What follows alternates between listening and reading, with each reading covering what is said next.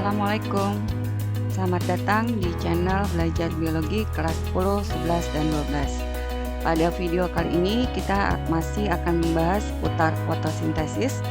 Setelah video terdahulu kita membahas fotorespirasi, maka kita sekarang akan membahas perbedaan fotosintesis pada tanaman C3, C4, dan CAM atau CAM. Kita lihat dulu fotosintesis pada tanaman C3 ya. Nah, sekarang kita lihat lagi gambar daun tempat terjadinya proses fotosintesis. Ini seperti biasa, ini adalah jaringan palisade dan spons yang kita sebut sebagai jaringan mesofil. Ya, jadi ini tempat fotosintesis. Yang harus diingat di sini bahwa perbedaan fotosintesis pada tanaman C3, C4, dan CAM itu hanya pada reaksi gelap ya. Kalau reaksi terang semuanya sama. Jadi di sini perbedaannya adalah pada reaksi gelap, yaitu siklus Kelvin ya, salah satunya siklus Kelvin di sini. Ada yang langsung siklus Kelvin, ada yang terjadi reaksi yang lain terlebih dahulu ya. Sekarang kita lihat fotosintesis pada tanaman C3. Di mesofil ini reaksi gelap ada CO2 yang akan bereaksi ya, CO2 sini akan bereaksi dengan RUBP. Ini sudah dibahas ya di video sebelumnya, atau RDP. Nanti akan menghasilkan senyawa yaitu PGA, fosfogliserat asid. Dengan enzim di sini, enzimnya apa? Enzimnya adalah rubisco ya. Rubisco atau RUBP karboksilase. Ya, kalau yang lupa-lupa boleh dilihat lagi video yang sebelumnya ya.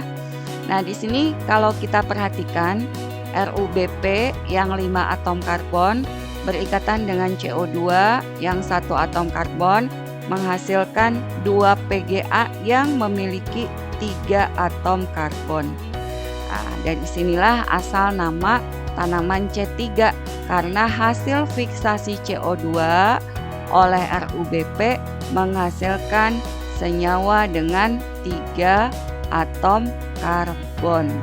Maka tanaman ini disebut dengan tanaman C3. Ya, jelas ya? Nah, gitu aja. Di mana ini terjadinya? Ini terjadinya di mesofil ya. Di mesofil. Maksudnya ini reaksi gelap atau siklus Kelvin. Kapan terjadinya? Terjadinya pada siang hari. Ya, itu tanaman C3. Siapa contohnya? Contohnya adalah kedelai, padi, dan gandum. Ya, kita lanjutkan. Berikutnya kita lihat fotosintesis pada tanaman C4 ya. Tanaman C4 ini memiliki struktur yang berbeda dengan tanaman C3 ya. Nah, ini struktur daunnya seperti ini, mirip tapi ada beda sedikit. Tetap di sini ada mesofil. Mesofil yang terdiri dari palisade dan spons ya.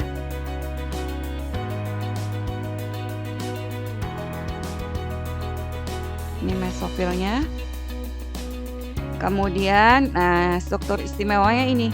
Ini kan jaringan pengangkut ya. Ini xilem. Kemudian nggak kelihatan ya.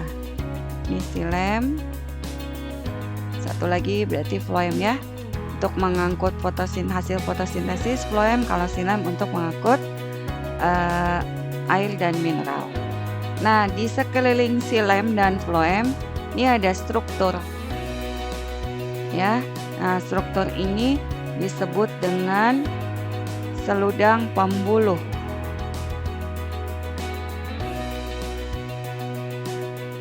atau disebut juga bundle of sheath.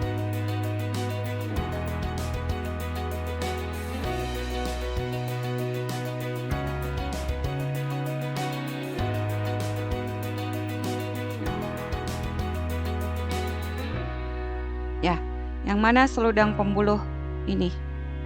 Ini seludang pembuluh. Nah, struktur seperti ini membentuk suatu anatomi yang khusus disebut dengan anatomi Kranz dari bahasa Jerman ya. Jadi anatomi Kranz ini hanya dimiliki oleh tumbuhan C4. Ini anatomi Kranz tumbuhan C4, di mana keistimewaannya adalah seludang pembuluhnya memiliki kloroplas.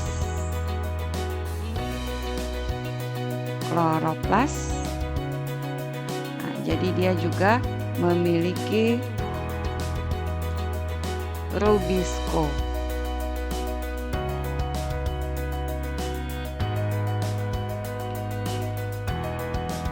Ya, tuh seludang pembuluhnya. Nah, sementara di sini kalau diingat lagi peristiwa fotorespirasi, di mana pada siang hari ketika cuaca sangat panas, stomata tertutup untuk menghindari pengeluaran air yang banyak, maka di tanaman C3 terjadilah fotorespirasi, di mana RUBP tidak bisa mengikat CO2 karena CO2-nya tidak bisa masuk ya. Yang diikat adalah O2, makanya disebut fotorespirasi RUBP plus O2. Itu pada tanaman C3. Nah, pada tanaman C4, anatomi Kranz ini akan mencegah fotorespirasi. Nah, kenapa begitu? Kita lihat ya. Nah, jadi ternyata senyawa pengikat CO2 itu bukan hanya rubisco. Kita sudah kenalan dengan rubisco. Rubisco ini memiliki sifat yaitu dia daya ikat terhadap CO2-nya rendah. Akibatnya apa? Akibatnya RUBP, salah, ini bukan rubisco ya, RUBP, maaf. RUBP. RUBP daya ikat terhadap CO2 rendah, sehingga RUBP hanya bisa mengikat CO2 dalam kadar yang tinggi ya. Jadi CO2-nya harus banyak supaya dapat diikat oleh RUBP. Yang kedua ada senyawa yang lain, PEP, fosfoenol pirufat, yang memiliki sifat kebalikan dari RUBP, yaitu daya ikat terhadap CO2-nya tinggi. Sehingga apa? Sehingga dapat mengikat CO2 walaupun CO2-nya sedikit. Nah, itu keistimewaan PEP.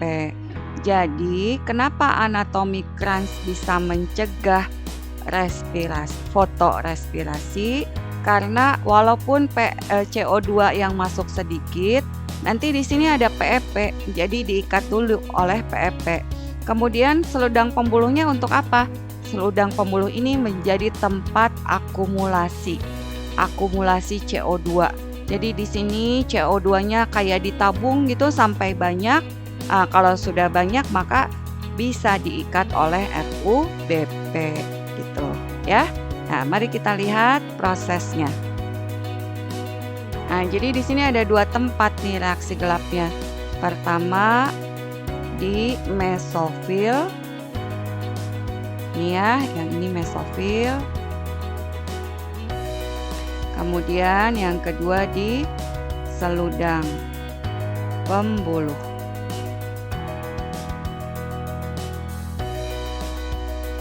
Ini yang bawah seludang pembuluh. Pertama CO2, CO2-nya sedikit ya, CO2 sedikit. Jadi CO2-nya tidak bisa diikat langsung oleh RUBP, maka CO2 akan diikat oleh PEP. Fosfoenol pirufat. Kalau RUBP mengikat CO2, enzimnya RUBP karboksilase. Kalau ini enzimnya tinggal diganti aja PEP karboksilase.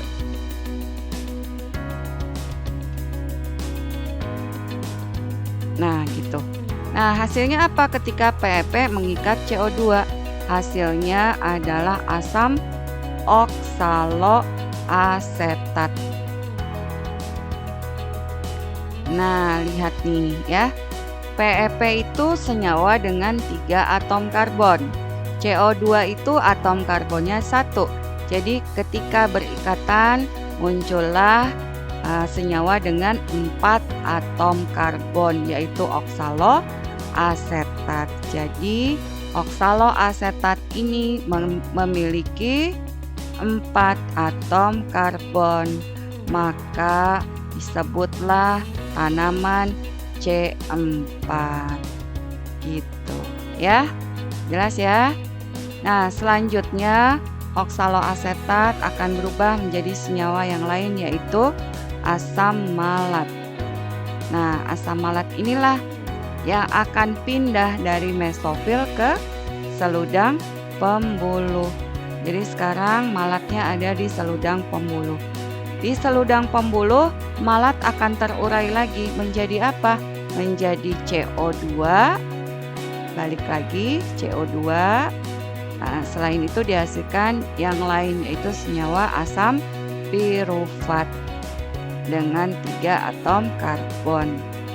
Pirufatnya balik lagi ke mesofil, akan dipakai untuk membentuk PEP. CO2-nya masuk ke siklus Calvin. Ya, masuk ke siklus Calvin. Berikatan dengan siapa? Seperti biasa dengan RUBP. Kenapa bisa begitu? Karena ya si seludang pembuluh ini seperti tempat menabung. Jadi ketika CO2 berikatan dengan PEP menghasilkan oksaloasetat, menghasilkan malat. Malat pindah ke seludang pembuluh menghasilkan CO2, nanti nunggu sampai ada malat lagi yang masuk, ada lagi sampai akhirnya CO2 yang ada di seludang pembuluh berjumlah banyak atau terkonsentrasi atau cukup konsentrasinya supaya bisa diikat oleh RUBP, sehingga terjadilah siklus Calvin dan biasa akhirnya dihasilkan glukosa ya, C6H12O6 tuh ya. Nah, itu bedanya C3 dengan C4. Jadi tempat siklus Calvinnya kalau C3 tadi di mesofil, kalau ini di seludang pembuluh. Nah, waktunya sama, ini terjadi pada siang hari. Ya, gitu. Ya. Nah, siapa contoh tanaman C4? Tebu dan jagung. Jelas ya? Ya, kita lanjutkan. Yang terakhir adalah fotosintesis pada tanaman cam atau cam. Crassulaceae acid metabolism.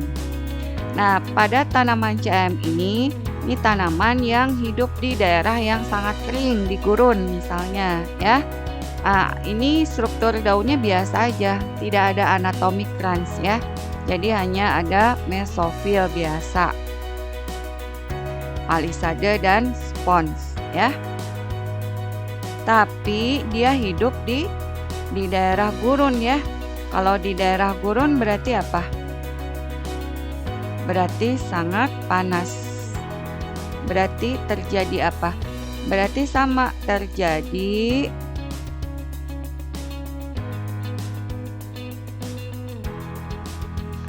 penutupan stomata ya. Jadi pada siang hari itu stomatanya tertutup.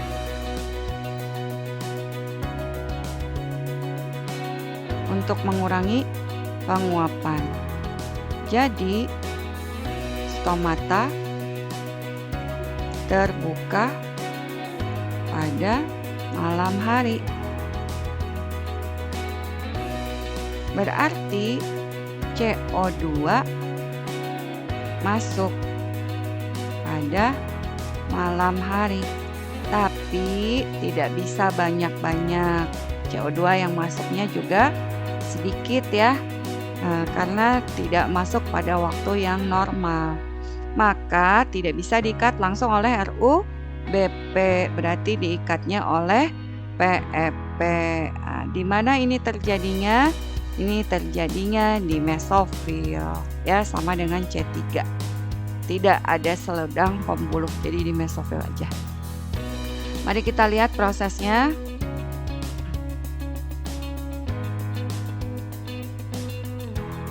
Ya, jadi ini tempatnya hanya satu, yaitu mesofil.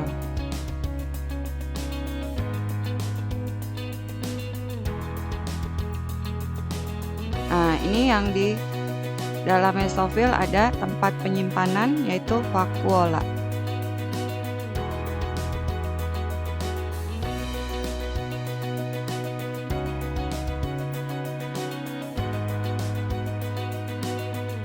Ya, kita mulai ya.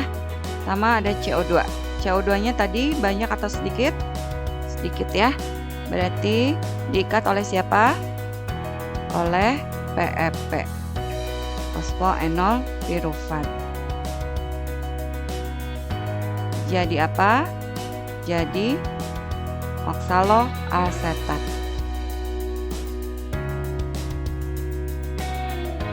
Sama ya, 4C. Oksaloasetat berubah jadi malat. Nah, malatnya ini berarti malam-malam ya. Malam-malam pindah masuk ke vakuola, disimpan dulu malat. Ini kan tadi pengikatannya terjadi pada malam hari. Malam hari. Nah, tujuan dari reaksi gelap tetap untuk masuk ke siklus Kelvin ya, supaya menghasilkan C6H12O6. Tapi ini tidak bisa dilakukan di malam hari. Kenapa? Meskipun namanya reaksi gelap ya, tidak butuh cahaya, tapi reaksi gelap tetap butuh hasil dari reaksi terang, butuh ATP, butuh NADPH yang hanya ada di siang hari.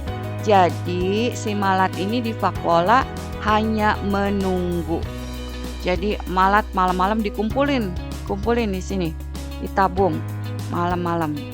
Nah, ketika pagi, habis malam kan pagi ya, pagi atau siang. Nah, pas pagi-pagi itu atau siang ya, siang aja, malam hari, sekarang siang. Nah, ketika sudah mulai panas lagi cuacanya, maka stomata yang malam hari terbuka tertutup lagi. Nah, pada saat itulah malat keluar dari vakuola dan terurai lagi menjadi apa? Menjadi CO2 dan asam pirufat ya. Nah, CO2-nya keluar enggak? Enggak keluar. Kenapa enggak keluar? Karena stomatanya tertutup. Berarti apa? Berarti dia bisa bereaksi dengan RUBP, masuk lagi ke siklus Kelvin ya. Sini masuk ke siklus Kelvin, berikatan dengan RUBP dan seterusnya, sehingga dihasilkanlah glukosa ya. Jadi perbedaannya dengan C4, di sini tempatnya sama dengan C3, hanya di mesofil. Cuma ini terjadi pada dua waktu. Pengikatan oleh PEP-nya malam hari, pengikatan oleh RUBP-nya siang hari. Tuh, jelas ya. Nah, contoh tanaman cem adalah kaktus, nanas, anggrek, dan lidah buaya ya. Kesimpulannya, Ini kita punya 3 ya, yaitu yang ini tanaman C3, yang ini tanaman C4,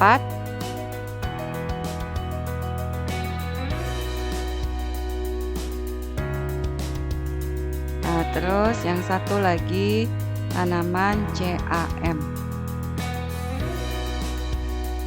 Nah, berarti ini apa? Iya, pinter ya, CO2. CO2 masuk ke siklus. Berarti ini apa? Siklus Kelvin ya, siklus Kelvin. Berarti ini siapa? C6 H12 O6.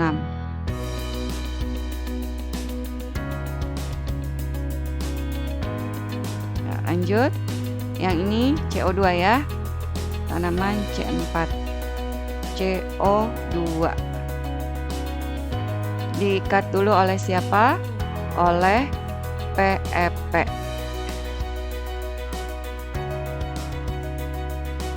Menghasilkan siapa? Menghasilkan asam oksaloasetat. Ya, singkat aja. Asam oksaloasetat ya. Kemudian dari situ pindah. Nih kalau ini mesofil.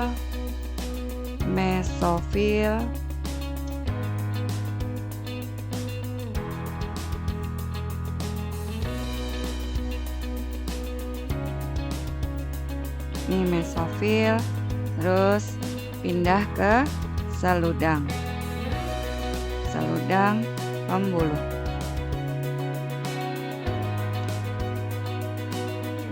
Nih, ya, ini seludang pembuluh. Biasa nanti asam oksaloasetat jadi malat dulu ya. Jadi malat. Nah, ini berarti CO2-nya sudah cukup untuk masuk ke siklus Kelvin. Nah, menghasilkan C6H12O6. Nah, kemudian ini dua-duanya siang ya. Ini siang, mesofil siang.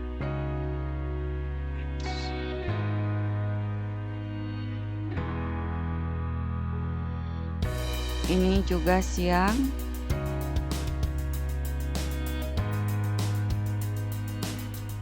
Dua-duanya ya siang. Kemudian yang ini CAM. Ini berarti CO2 ya. CO2. Berarti ini PAM ya. Ini lihat, ini berarti malam-malam. PEP.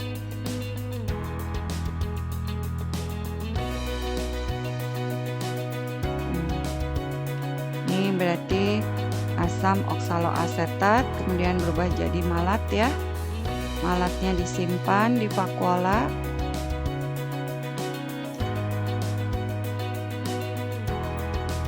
Nah, ini tempatnya cuma satu, hanya di mesofil. Ini dua-duanya mesofil. Tuh. Nah, bedanya yang atas ini malam, ini siang-siang ya. Siang-siang CO2-nya sudah cukup banyak terakumulasi, diikat oleh RUBP dan mengalami siklus Kelvin. Gitu ya, jelas perbedaannya. Jadi mudah-mudahan penjelasan yang tadi bisa dipahami. Kita lihat soalnya.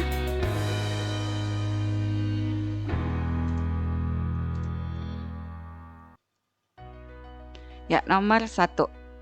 Pada tanaman kaktus. Kaktus berarti CAM ya. Fiksasi CO2 pertama kali dilakukan oleh siapa? Ya, CO2 yang masuk sedikit berarti bisa diikatnya oleh PEP, fosfoenol pirufat. Nomor 2. Pernyataan yang salah mengenai tumbuhan C4 dan CAM. Yang salah. Yang A, jalur fotosintesis antara C4 dan CAM sama, yaitu C2 ditangkap oleh PEP. Betul ya? Awalnya CO2 diikat oleh PEP. Kemudian yang B, Oh, masih ada terusannya kalimatnya. PP membentuk oksaloasetat, betul? Diubah menjadi malat, melepas CO2 ke siklus Kelvin, betul ya? Ya, jadi kita taruh checklistnya di bawah sini. Yang B, tanaman C4 maupun Cm sama-sama punya seludang pembuluh yang membentuk anatomi kran. Salah ya? Ini hanya dimiliki oleh tanaman C4. Jadi jawabannya B nih, udah jelas. Kita lihat dulu yang C.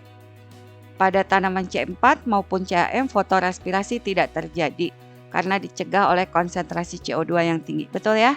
Mereka C4 dan Cm punya PEP yang bisa mengikat CO2 dalam kadar rendah, kemudian bisa mengumpulkan CO2 sehingga kadarnya tinggi dan bisa diikat oleh RUBP. Jadi ini benar. Kemudian D, jalur fotosintesis CAM terjadi pada tanaman Crassulaceae.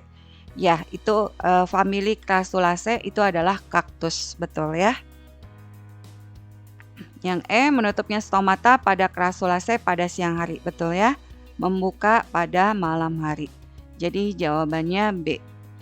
Alhamdulillahirabbil alamin. Ya, sekarang kita sudah paham perbedaan fotosintesis pada tanaman C3, C4 dan CM. Mudah-mudahan bermanfaat. Assalamualaikum warahmatullahi wabarakatuh.